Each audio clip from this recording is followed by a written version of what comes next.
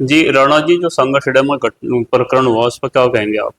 देखो जी, सबसे पहले तो मैं सांगाखेड़ा गांव के हिंदू और मुसलमान को मुबारकबाद देना चाहता हूं कि उन्होंने उन ऐसे लोगों की मंशाओं को धराशायी करने का काम किया है जो काफी दिनों से देश और प्रदेश के अंदर सांप्रदायिकता फैलाने का काम करने की कोशिश कर रहे हैं। उनको मुबारकबाद देता हूं।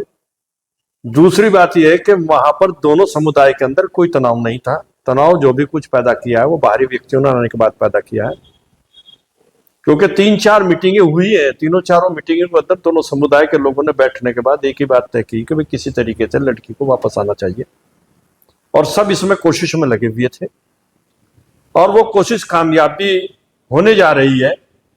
मुझे उम्मीद है पूरी की पूरी 100% कि शाम तक वो लड़की बरामद होकर के सब लोगों के बीच में होगी। सांगाखेड़ा प्रकरण तो बनाने की कोशिश की गई है, लेकिन सांगाखेड़े के लोगों ने वो प्रकरण बनने नहीं दिया है। जो मुस्लिम लड़का हिंदू लड़की ने लेकर के क्या, उस पर क्या कहेंगे? देखो, लड़का चाहे मुस्लिम हो, लड़का चाहे गैर मुस्लिम हो, अगर कोई किसी की लड़की को लेकर के जाने का काम करता है तो उसको सजा मिलनी चाहिए। ये बहुत ही भयानक और गलत कदम है। किसी की भी बहू बेटी को इस तरीके से ले जाना ये अनुचित नहीं है, वो अनुचित है। और ये ऐसा गलत कार्य है कि जो कभी ना कभी कोई ना कोई ऐसी चिंगारी छोड़ता है कि दो समुदाय के बीच में दुश्मनी पैदा करने की कोशिश की जाती है। हम भर्त्सना करते हैं इस बात की, इस घटना की भर्त्सना करते हैं और पुलिस प्रशासन से यही उम्मीद रखते हैं कि ऐसे व्यक्ति को कड़ी से कड़ी सजा देने का काम करेंगे। जहां तक सवाल ले जाने ना ले जाने का सवाल है, बहुत से लोग पता नहीं किनके भिन्न भिन्न तरीके की टिप्पणियां करने का काम करता है। जो टिप्पणी कर रहे हैं हमें ये भी कह रहे हैं कि भाई एक तरफ तो जो भाईचारे की बात करते हैं और दूसरी तरफ इस प्रकरण में उन लोगों की तरफ से कोई आवाज नहीं उठाई गई जिस तरह से वो लोग उठा रहे हैं। ऐसा है, जिस तरीके से वो लोग आवाज उठा रहे हैं, वो लोग आवाज किसी की इज्जत के लिए नहीं उठा रहे, बल्कि अपने प्रोपगंडे के लिए आवाज उठा रहे हैं। इसमें इस तरीके की आवाज नहीं उठनी चाहिए थी, इसमें इस तरीके का काम होना चाहिए था जिस तरीके से हमने काम करने का काम किया या मुसलमान गुजरों ने काम करने का जो कोशिश की है। उन्होंने तुरंत ही तमाम जिम्मेदार लोग, सांगाखेड़े के जिम्मेदार लोग और बाहर के भी जिम्मेदार लोग, रिश्तेदार भी बाहर निकल गए। चारों तरफ ऐसा दबाव बनाने की कोशिश की गई और यहाँ तक कि इलाहाबाद के अंदर भी जो समुदाय से संबंधित वकील लोग रहते हैं उन लोगों से भी तुरंत कांटेक्ट किया और उनके जो फोटो वायरल हुई उनको भेजने का काम किया है कि किसी तरीके से भी अगर ये इलाहाबाद के अंदर भी कहीं दिखाई दे या किसी कोर्ट में भी अन्य में भी दिखाई दे तो इनको गिरफ्तार करवाने की कोशिश करें, इनको पकड़ने की कोशिश करें। और उसी ही कार्य की वजह से ही ये बहुत जल्दी इसका हल निकलने वाला है। पुलिस प्रशासन ने बड़ी मुस्तैदी के साथ काम किया है।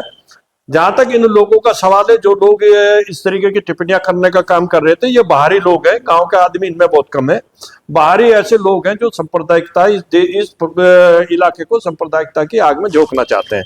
कोई देहरादून का है, कोई मुजफ्फरनगर का है, कोई यहीं के दूसरे गांव के लोग हैं, जो आज से नहीं, जो बरसों से यही काम कर रहे हैं। ये नए भाजपाई हैं और नए भाजपाइयों के अंदर एक होड़ लगी हुई है कि किसी तरीके से हम इतने प्रचारित हो जाएं कि भारतीय जनता पार्टी के नेताओं की नजरों में हम चढ़ जाएं कि यही भारतीय जनता पार्टी को जिंदा रख सकते हैं, यही भारतीय जनता पार्टी को चला सकते हैं, यही भारतीय जनता पार्टी का बेस है।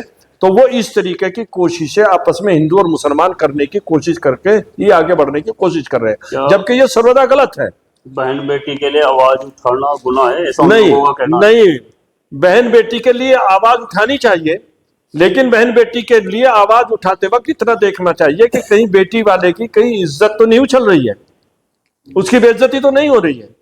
जब दोनों समुदाय के लोगों ने बैठ करके तय कर लिया था, आप इस बात के गवाह हैं कि दोनों समुदाय ने कहा कि भाई ठीक है, ये गलत काम हुआ है, एक लड़के ने गंदगी फैलाने का काम किया है, समाज से उसका कोई संबंध नहीं है, हम सामाजिक तौर से भी उसकी प्रताड़ना करेंगे और उसका क्या नाम कानूनी भी उसको सजा दिलाने का काम करेंगे।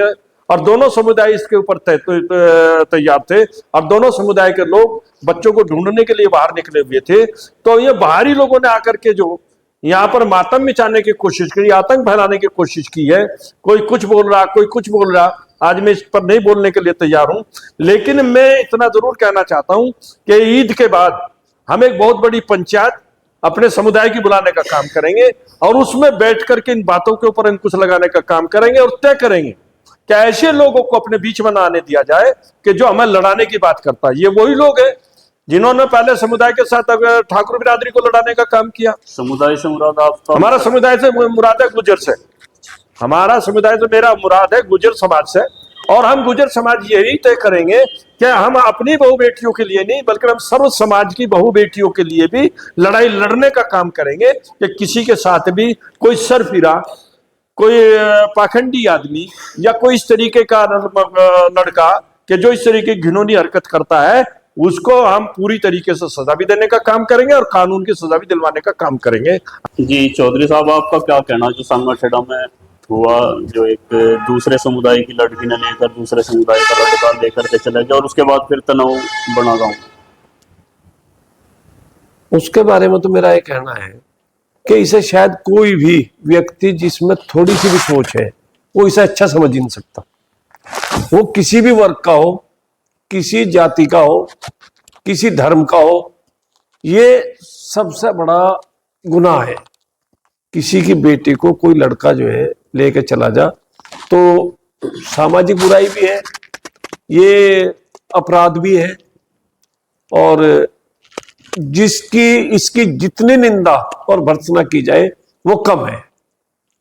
तो इसे कोई अच्छा नहीं समझेगा। बुरा हुआ। लड़की हिंदू गुर्जर समाज से है और लड़का मुस्लिम गुर्जर समाज से है। हिंदू गुर्जर लगातार आवाज उठा रहे हैं, दूर दूर से आ रहे हैं, लेकिन आप लोगों की कहीं ना कहीं निष्क्रियता दिखी, ऐसा आरोप है।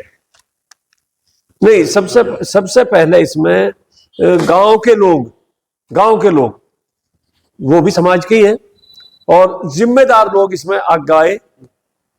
शुरू में जिस तरह का माहौल कुछ गांव में बनाया गया उसमें शायद वो एकदम एंट्री नहीं कर पाते, लेकिन जैसे ही उस पक्ष ने ऐसा महसूस किया, जो अच्छे लोग थे वहां, उन्होंने चाहा कि भाई जिम्मेदारी अगर कहीं हो तो हम उन्हें बुलावे। वो सब जो है इकट्ठा हुए और उसके बाद आगे बढ़ के जिम्मेदारी समझते हुए जहां जहां तक भी उन्हें ढूंढने की तरफ जो है दिशा में चलना था उन्हें चलने का काम किया।